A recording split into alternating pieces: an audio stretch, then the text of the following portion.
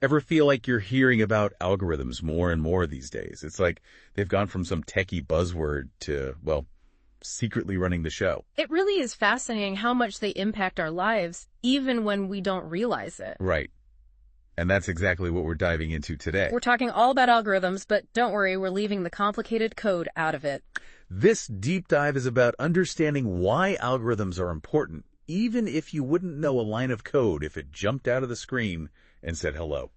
I was reading this article, The Importance of Algorithms in Tech, and they actually start by explaining algorithms in a surprisingly relatable way, by talking about going to the gym. Oh yeah, I like that analogy. It's such a good way to explain that an algorithm is really just a set of steps, a process for solving a problem, just like your gym routine. Exactly. You know, like you lay out your clothes, you grab your water bottle, maybe sneak in a little social media while you're on the treadmill. Yeah. That's your workout algorithm. Yep. But of course, someone else might have a totally different routine. They might do things in a completely different order. And that's okay. There's not just one right way to work out.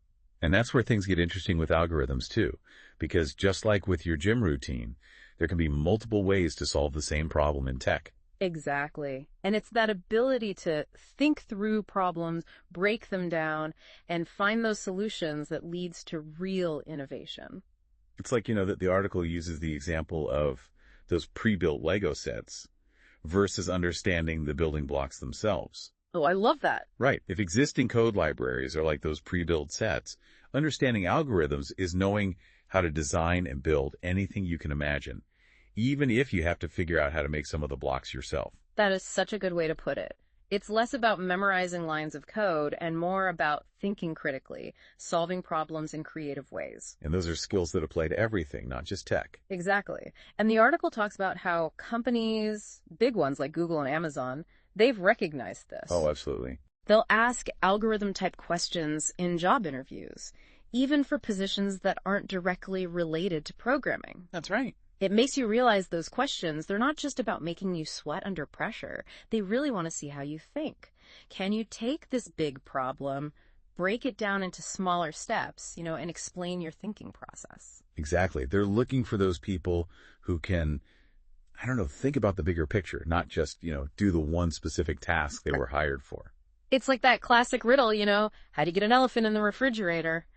It's not really about the right answer, is it? It's about how you get there. Exactly. It's about problem solving and being able to think differently. So we've talked about what algorithms are, why they're important for innovation, how they're used in job interviews even. But now let's talk about how they actually show up in the real world. Right, because they're everywhere. It's pretty mind-blowing when you think about it. How many algorithms are working behind the scenes in our everyday lives. Oh, totally. Like take Google search, for example. Right. To be able to type in a question, any question, and have it sift through billions, maybe trillions of web pages and give me the most relevant results in like a fraction of a second, that's pretty amazing. It seems like magic, but it's really just math. Really, really advanced math. Right. And somehow it can even understand what I mean, not just what I type. It's true. Those algorithms, they can actually interpret the intent behind your search terms, which is amazing. Okay, well, speaking of algorithms that feel like superpowers, have we talked about Google Maps? I mean, that app has saved me from countless wrong turns. It's a game changer. And, it uses something called Dijkstra's algorithm to find those routes. Dijkstra's algorithm? That sounds intense. It sounds way more complicated than it is. Basically, imagine you're trying to find the absolute fastest way to get somewhere, taking traffic and road closures and everything into account. Okay, I'm with you. Dijkstra's algorithm is like having a supercomputer in your pocket, evaluating all those possible routes at lightning speed to guide you to your destination. So it's like having a personal navigator crunching all those numbers for you. That's incredible. But Google Maps, that's almost old news now, right? I mean, this article goes even further, talking about how algorithms are now powering things like self-driving cars. It's true. Self-driving cars are basically algorithms on wheels. Algorithms on wheels. I like that. They're using algorithms to, do pretty much everything, detect objects, predict pedestrian movements, even make those split-second decisions to avoid accidents.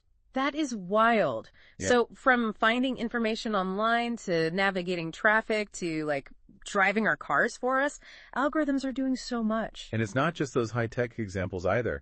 Think about something like a Roomba vacuum cleaner. Okay. Yeah, my room that definitely seems to have a mind of its own sometimes. That's because it's using algorithms to map out your living room, avoid the furniture, remember the layout of your house. That's a good point. It's like algorithms really are everywhere. We've got them in our phones, in our cars, even cleaning our floors. But one thing that stood out to me in this article was, it's not always about finding the perfect algorithm for the job, is it? Right. It's about finding the right algorithm, which isn't always the perfect one. Exactly. Like they use this example, the traveling salesman problem. Ah, yes, a classic. And it sounds simple enough, right?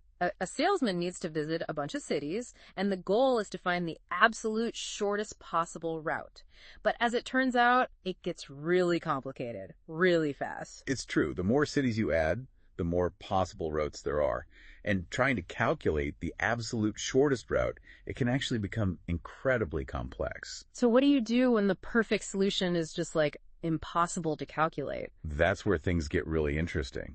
Because in those cases, we often rely on what are called approximation algorithms or heuristics.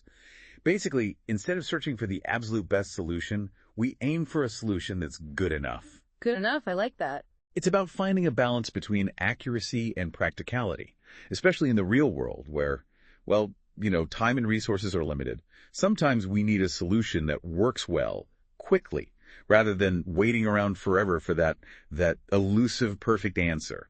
It makes sense. Why spend hours, days, even years trying to find the absolute best solution when a good enough solution will do the job, right? Exactly. And, this idea of good enough, it actually leads into a really important point that I think everyone should be aware of, even if you're not a tech person.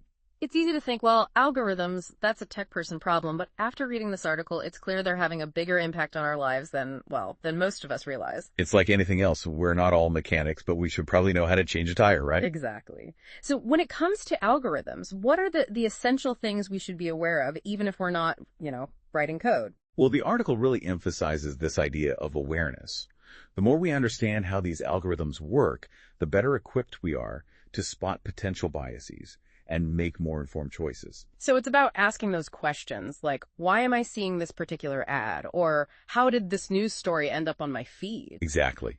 Recognizing that these systems, they're designed by humans, and human biases can sometimes, maybe unintentionally, find their way into those designs. So even though the article doesn't really dive deep into, the ethical side of things, just knowing how algorithms work, it helps us start those important conversations about transparency and fairness. Because ultimately, these algorithms are shaping the world around us, and we all have a role to play in making sure they're used responsibly and ethically. It's like we're moving from just being passive users to active participants. Exactly. Well, this has been a fascinating deep dive, to say the least. I have to admit, I started off feeling a little intimidated by algorithms, but now I see them more as like problem-solving tools, and like any tool, they can be used for good or, not so good.